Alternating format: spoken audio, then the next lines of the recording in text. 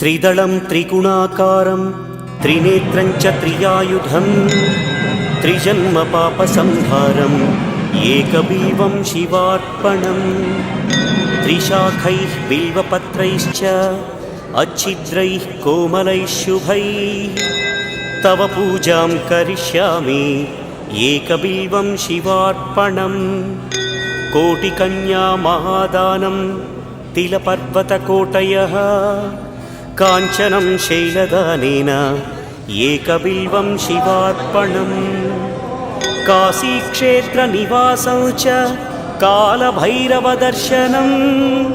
प्रयागे माधवं दृष्ट्वा एकबिल्वं शिवार्पणम् इन्दुवारे व्रतं स्थित्वा निराहारो महेश्वर